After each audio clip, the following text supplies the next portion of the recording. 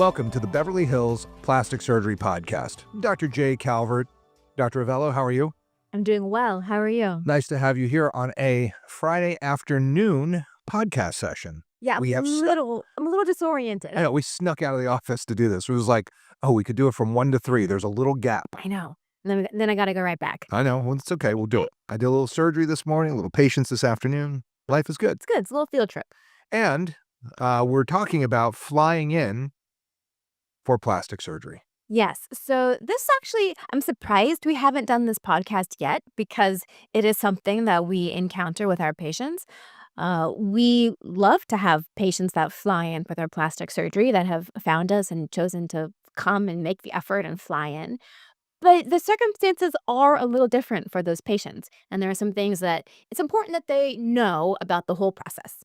Yeah, the reason people come to Southern California for plastic surgery is because we do a lot of it here, and we're pretty good at it. And Yeah. it's not that they're not good elsewhere, but some people just want to kind of go where they're doing a lot. Right. Or if, they're looking for a certain look or something like that. So all kinds of reasons, but for whatever reason they have chosen to fly in to have plastic surgery away from their home base. Right. So how do you do that? The first thing you do is you contact the office of the surgeon that you want to have surgery with. So oftentimes people will call me and say, hey, I need a facelift, or I need a revision rhinoplasty or a primary rhinoplasty, or, and I get a lot of this too, a lot of, complex reconstructive, breast implant work.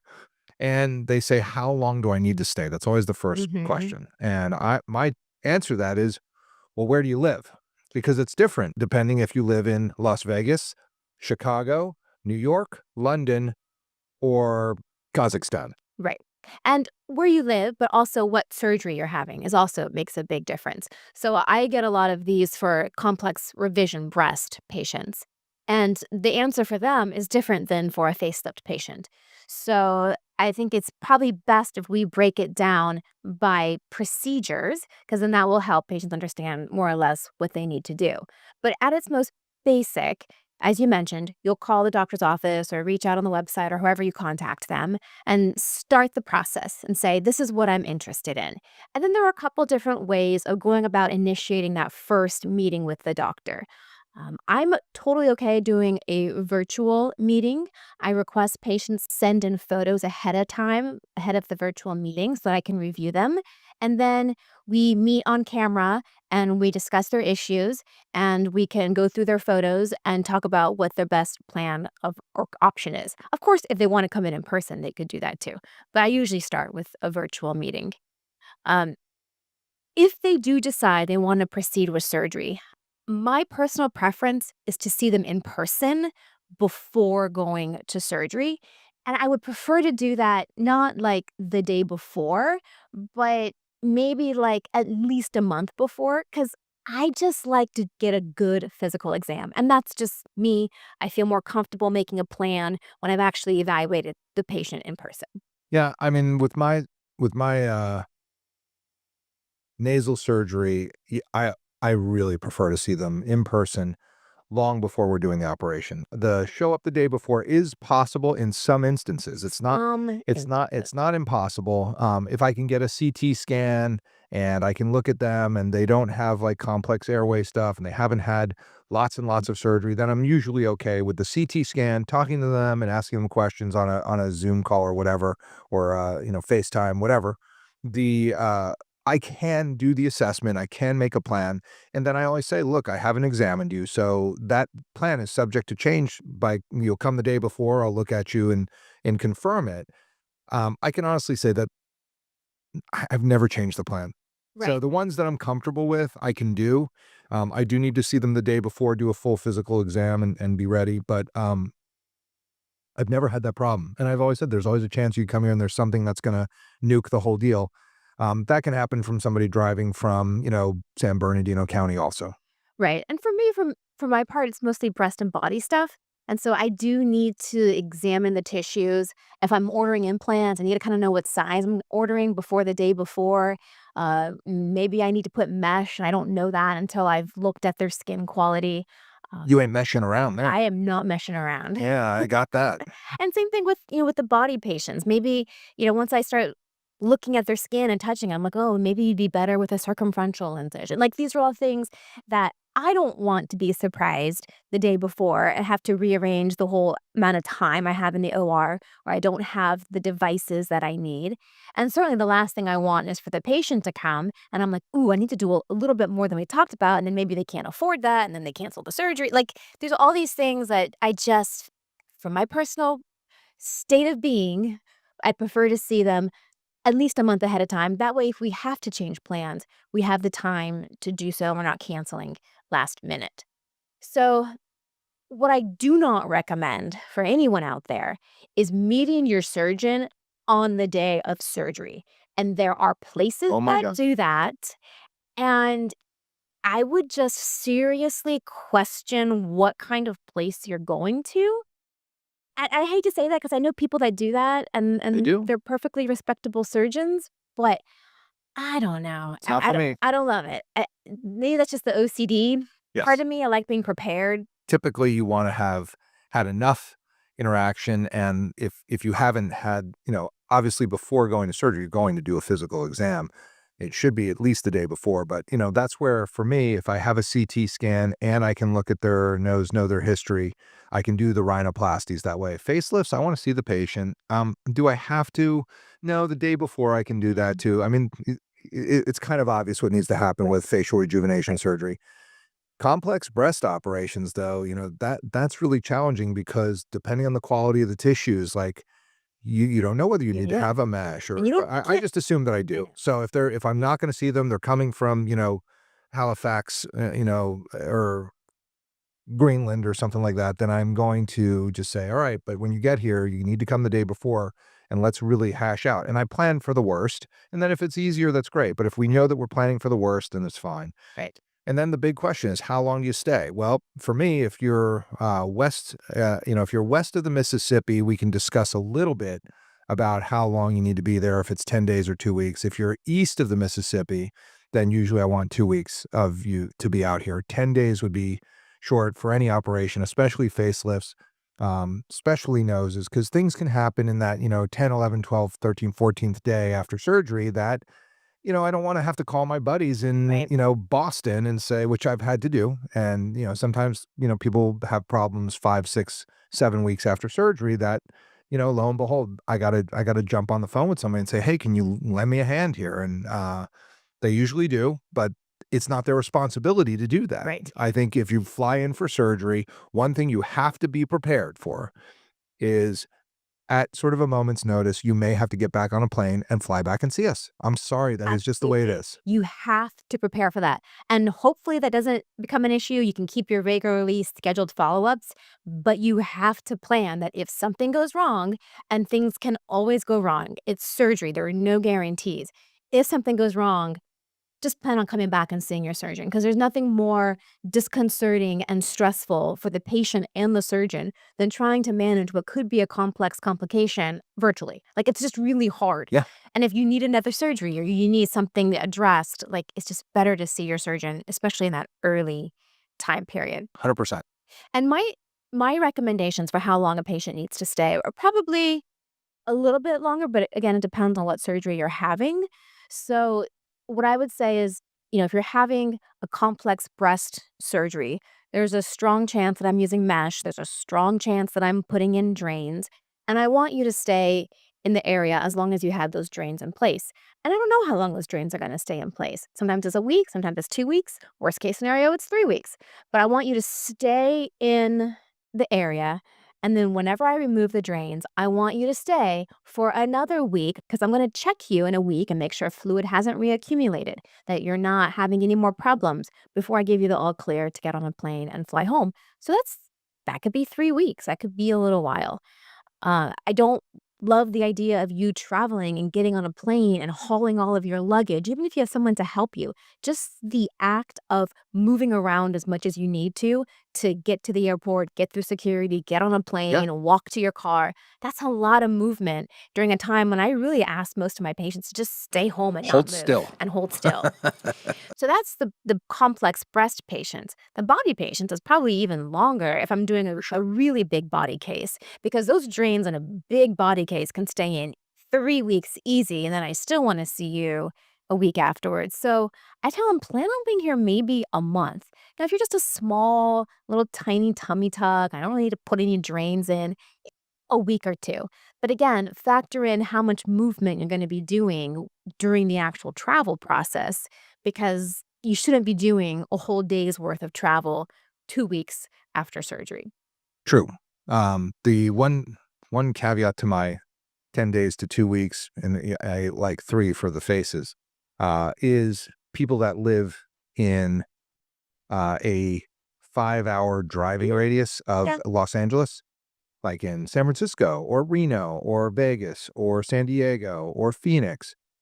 I'm okay with them kind of hanging out for a couple of days, especially for the primary rhinoplasties. Some revision rhinoplasties, I'll say, "Sure, you can go home and recover at home and then fly back to get your splint off." And they say, "Oh, I can fly right away." I said, "I had a guy leave the Cedars-Sinai recovery room and go to the airport and fly to Seattle." So evidently you can. Definitely can. I think you'll be okay. You might ooze on everybody, might bleed all over everybody, but, Your all right. sinuses might explode, Yeah, but that's other than okay. that, Well, they're pressurized cabins unless you're taking like a Cessna single engine, single prop Cessna at 12,000 feet. But the reality is that those people, I'm kind of okay with them not having to hang around LA because the truth is if they really need to get back, there's probably a they can come. Southwest flight that can leaves in the next 45 minutes that they can jump on and get back to me or, it's just not that far away that it's a problem.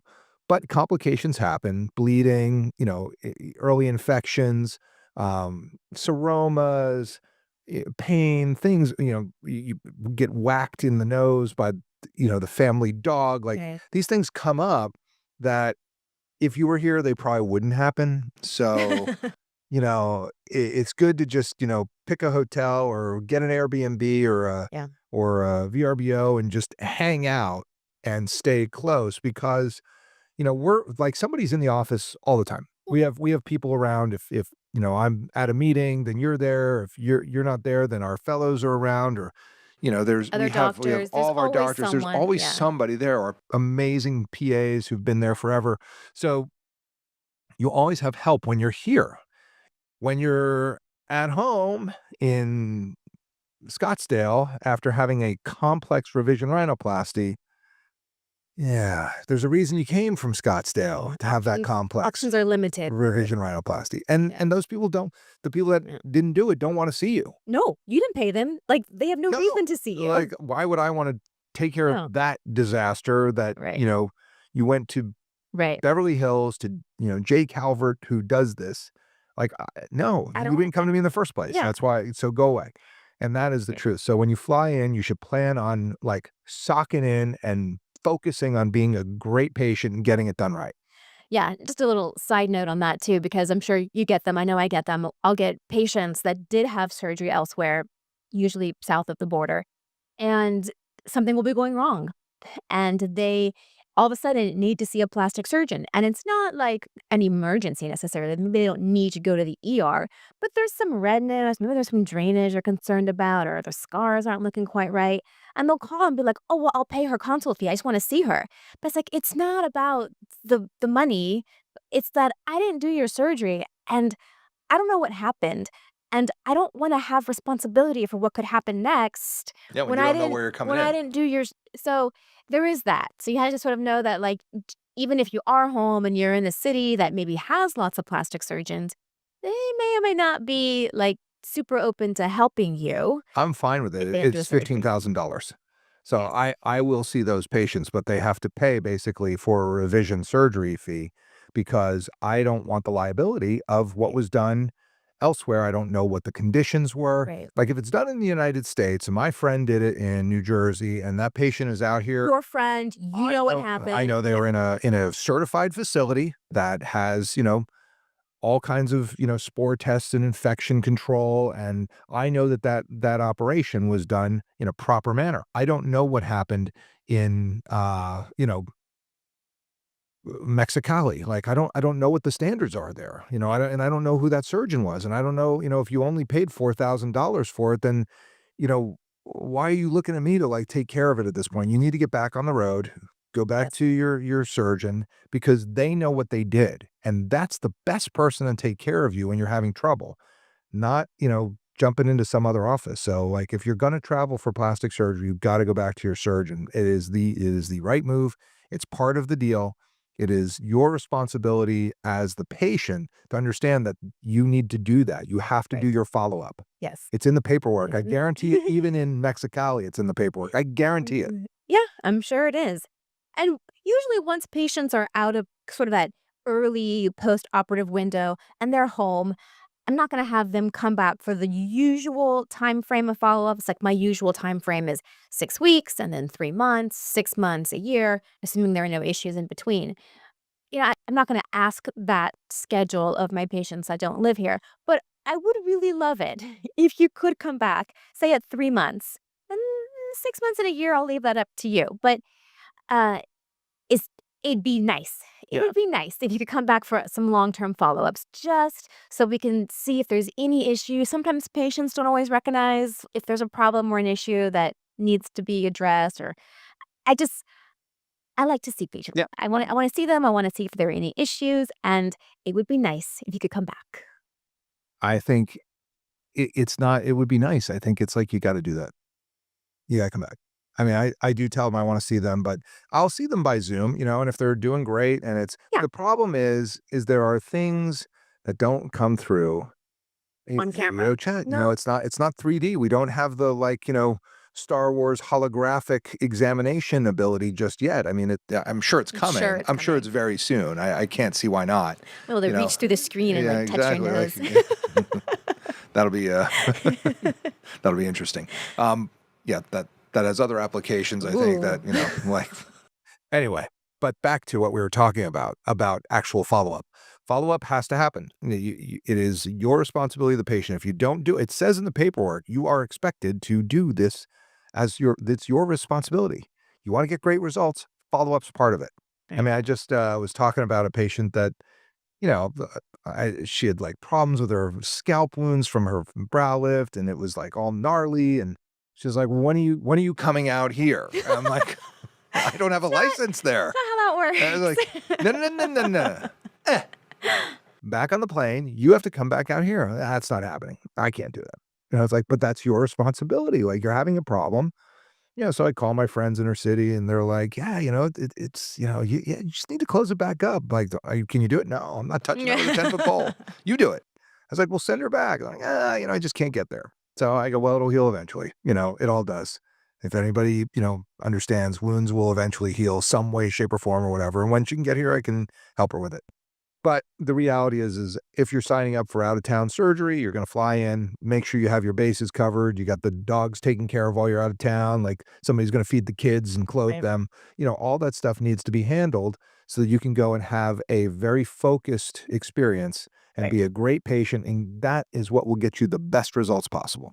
Yes, have a plan. Ideally, have a person who can at least fly back with you. They may not necessarily need to come with you, but if you're going back pretty early, you want someone to help you with the travels and the suitcases and all of that stuff. Talk to the offices. The offices usually have good ideas about where best to stay for long term. We have aftercare facilities for the first night or two. We have some local hotels that you can stay in for as long as you want. Airbnbs in the area are good for longer term stays. So the offices are a pretty good resource in terms of, assisting you while you're here. But yeah, flying in definitely can be done. Patients are very happy, but there is a little bit more work and stuff they have to do on their end. Yeah, and it's worth it. I mean, you get I mean, go with the surgeon that you think's gonna Right. knock it out of the park for you. That's the truth. I mean, I have a lot of friends who have fly-in practices all around the country, and they manage to do it in a way that they get it done and get it done right, and it's safe and it's effective. I mean, anything can happen, but you want to stack the cards in your favor to get the best results possible. And that's you follow these guidelines we're talking about, you're going to get it. Absolutely. Well, in that case, this is the Beverly Hills Plastic Surgery Podcast coming to you from the 90210.